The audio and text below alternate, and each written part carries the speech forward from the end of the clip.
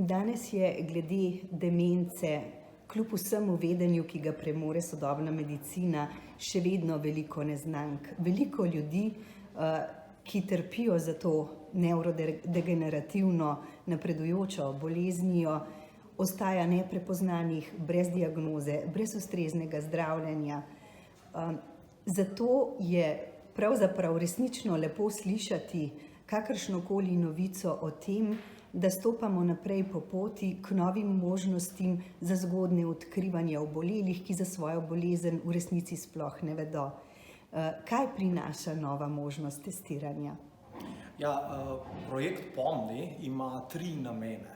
Prvi namen je, da širšo slovensko javnost ozaveščamo o problemu te bolezni, ki ste jo že sami zelo lepo opisali. Da bo ta projekt neke vrste odskočna deska za najrazličnejše organizacije in raziskovalce, da govorijo o tem problemu, ker prvi korak do nekih novih rešitev je seveda zavedanje, da problem sploh obstaja.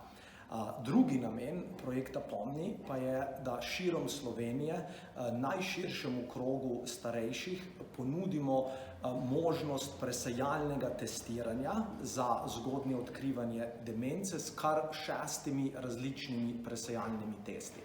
5 od teh testov je že sedaj mednarodno uveljavljenih vedenjskih psiholoških testov za oceno umskih sposobnosti. Eden od teh testov je pa res, kot ste že povedali, bil razvit v Sloveniji. To je en nov test, za katerega pa upamo, da bo tudi na svoj način, za svojimi prednostmi doprinašal k bolj zgodnemu odkrivanju demence. Tretji namen tega projekta Pomni pa je, da med njim izvajamo znanstveno študijo, katere izsledki upamo, da bodo posebej koristni za zdravnike v Sloveniji. V tej znanstveni študiji, ki je po nam dostopnih informacijah prva takega tipa, da primerja natančnost kar 6 različnih presejalnih testov za demenco, in zdravniki, ko se recimo v praksi odločajo, kater inštrument uporabiti, na kak način, kaj to pomeni, koliko časa ta inštrument zavzame, ker kot vsi vemo, v klinični praksi imajo zdravniki zelo omejen čas, tako da prvo vprašanje, ki ga imajo, koliko časa mi bo tak test vzel in kako natančen je.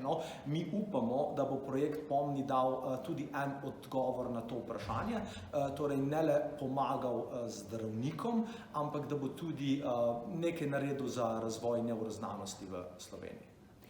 In kakšen je scenosled za odvijanje tega testiranja? Kakšni so načrti? Se pravi, naši načrti so, da sedaj nekaj tednov zbiramo prijave ljudi, ki bi se želeli testirati za zgodnje odkrivanje demence z nekim presejalnim testom, ob čemer je seveda pomembno poudariti, da tako presejalno testiranje ni diagnoza te bolezni. Se pravi, tudi če je rezultat nižji, če je slabši, to seveda ne pomeni, da imamo demenco. Demenco lahko diagnosticira samo zdravnik specialist.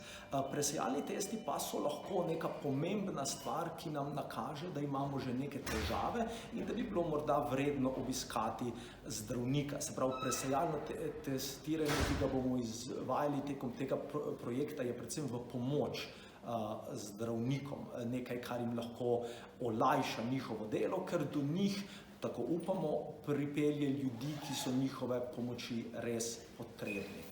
Za testiranje bomo predvidoma začeli v začetku aprila in potem nadaljevali kar nekaj mesecev. Kako dolgo in tudi koliko ljudi bomo lahko testirali, je pa tudi odvisno od količine sponzorskih sredstev, ki jih bomo prejeli. Sedanja sredstva bodo zadostovala za nekje do 500 testiranih ljudi. Če bomo pa tekom projekta pridobili še kakega sponzorja ali donatorja, pa upamo, da še veliko več. Kakšni pa so odzivi v strokovnih krogih, denimo med zdravniki, med specialisti, ki se ukvarjajo prav s tovrstnimi obolenji? Zdravniki in specialisti se zavedajo, kako resen problem je demenca.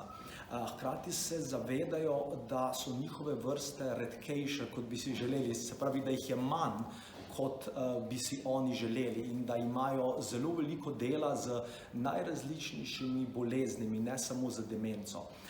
Zato stroka, tako mednarodna kot tudi slovenska, poudarja pomen zgodnjega odkrivanja demence. Se pravi, Svetovna zdravstvena organizacija, Alzheimer's International, Alzheimer's Europe, ameriški CDC in tudi Evropski parlament so vsi podprli stališče, da je zgodnje odkrivanje demence ključno za uspešno spopadanje s to boleznijo.